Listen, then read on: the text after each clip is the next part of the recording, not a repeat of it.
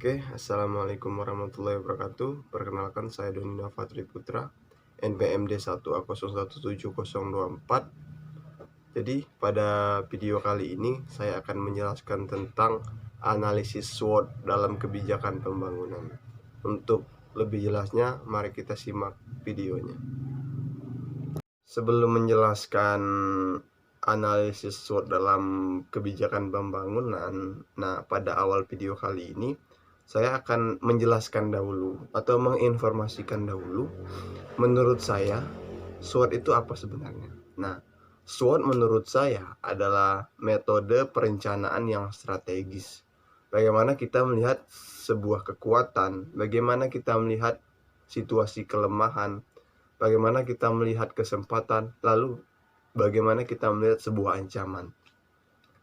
Ketika kita sudah melakukan SWOT atau mempelajari SWOT, kita akan bisa melihat keadaan ke depan kita harus bagaimana, tindakan-tindakan apa yang harus kita lakukan.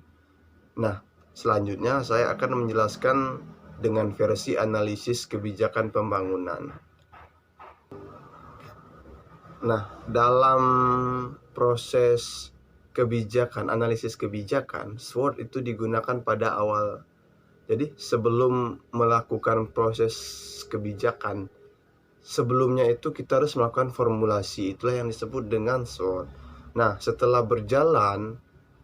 Setelah kebijakan itu berjalan, kita akan melakukan monitoring. Setelah melakukan monitoring, sesudahnya kita akan melakukan evaluasi. Apa gunanya evaluasi? Untuk melihat sebenarnya kekurangan-kekurangan apa yang terjadi pada saat pelaksanaan. Kemudian selanjutnya itu siklus kebijakan menurut William Dunn. William Dunn itu menjelaskan bahwa siklus kebijakan itu dimulai dari gejala. Setelah ada gejala, timbullah isu. Isu sudah ada, kemudian lanjut kepada tahap perumusan masalah. Ketika sudah ada masalah, sudah menentukan permasalahan, kita lanjut kepada proses forecasting. Setelah forecasting itu kita lanjut kepada tahap rekomendasi kebijakan. Setelah selesai pada rekomendasi kebijakan, sebenarnya kan kalau dalam proses kebijakan kita akan merekomendasikan yang urgensi pada waktu ini adalah ini, jadi lebih baik kebijakannya ini. Itulah gunanya rekomendasi kebijakan, untuk memprioritaskan apa sebenarnya yang harus kita dahulukan. Kemudian lanjut, setelah ada rekomendasi kebijakan, muncullah suatu kebijakan. Kebijakan itu sendiri akan dilaksanakan. Setelah pelaksanaan kebijakan, itu ada yang namanya monitoring kebijakan. Kebijakan itu dimonitori, bagaimana keberlangsungannya, bagaimana kelancarannya pada saat pelaksanaan. Gunanya monitoring itu untuk mengontrol kebijakan tersebut berlangsung dengan baik atau tidak. Setelah monitoring berlangsung, itu kita lanjut kepada tahap yang terakhir, yaitu evaluasi kebijakan. Evaluasi kebijakan itu melihat sebenarnya dalam proses analisis, dalam proses pelaksanaan, apa yang salah, apa yang harus kita selesaikan, apa yang harus kita perbaiki. Kemudian SWOT itu adalah singkatan, di mana tiap huruf itu memiliki arti. Dimulai dari S, yaitu strength, yaitu kekuatan apa yang bisa dimiliki. Lalu W, weakness adalah kekurangan atau kelemahan. Jadi setiap keadaan atau setiap kita ingin melakukan tindakan, melakukan kegiatan, itu pasti ada kelemahannya. Itulah weakness. Kemudian selanjutnya opportunity ini adalah kesempatan apa saja yang bisa kita lakukan, yang bisa kita dapat. Lalu selanjutnya adalah threat itu adalah ancaman. Tentu dalam melaksanakan apa saja pasti selalu ada ancaman.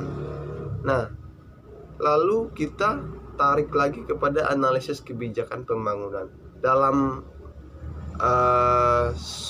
membentuk suatu kebijakan, tentu para pemangku kebijakan seharusnya itu melakukan analisis SWOT terlebih dahulu. Karena kenapa? Tidak bisa kebijakan itu jadi dengan tiba-tiba saja. Harus menganalisisnya. Kita harus melihat kekuatannya, terus kelemahannya apa. Dengan adanya ini kesempatan apa yang akan didapat. Dengan kebijakan ini ancaman apa yang bisa melanda. Nah, lalu saya akan mengkorelasikannya dengan praktek pekerjaan sosial, karena saya berada di jurusan kesejahteraan sosial. Bahwa dalam praktek pekerjaan sosial, SWOT atau analisis SWOT ini sangat berguna, apalagi dalam proses memberikan intervensi kepada si klien, orang yang bermasalah atau orang yang menghadapi masalah. Jadi dalam proses ini tentu seorang pekerja sosial itu membutuhkan yang namanya SWOT. Dia harus melihat kekuatan apa yang dimiliki oleh klien. Kemudian akan ada sisi kelemahan dari si klien kita. Kemudian kesempatan apa yang bisa dilakukan dalam proses intervensi kepada klien.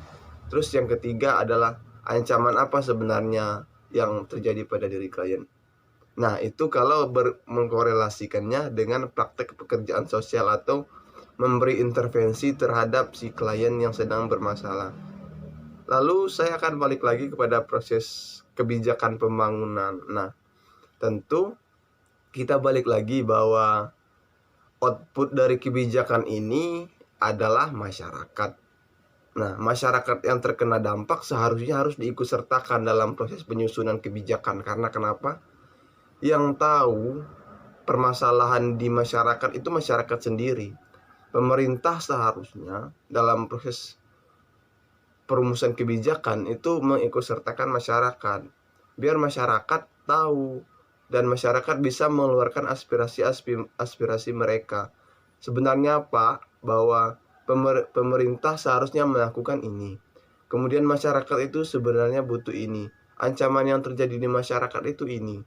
Kemudian kekuatan yang dimiliki oleh masyarakat itu ini.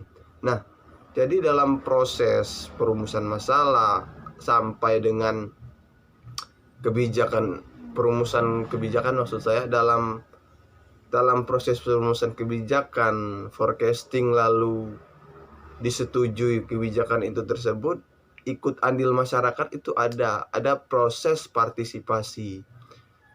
Nah, jadi SWOT ini menurut saya sangat berguna baik dalam pemerintahan, pekerjaan, ataupun ke mahasiswa. Mahasiswa pun melakukan SWOT dalam proses kegiatan kemahasiswaan. Nah, tentu saja SWOT ini sangat berguna dalam melakukan suatu kegiatan, dalam mengambil suatu kebijakan, apalagi pada kasus ini tentang analisis kebijakan pembangunan. Nah, kebijakan itu berdampak pada masyarakat. Begitu. Jadi seharusnya pemerintah sangat harus melakukan analisis SWOT dan tentunya harus melibatkan masyarakat itu sendiri. Mungkin yang bisa saya jelaskan cuma itu. Atau satu lagi saya akan menambahkan tentang analisis SWOT. Keadaan yang sekarang banyak sekali terjadi kericuhan, dimulai dari pandemi corona atau undang-undang Minerba. Jadi analisis SWOT. Nah, kembali lagi pemerintah melakukan atau mengeluarkan kebijakan itu harus melihat keadaan, harus melihat bagaimana permasalahan itu, bagaimana keadaan masyarakat, apa sebenarnya yang harus didahulukan, diprioritaskan. Mungkin hanya itu, saya ucapkan terima kasih. Wassalamualaikum warahmatullahi wabarakatuh.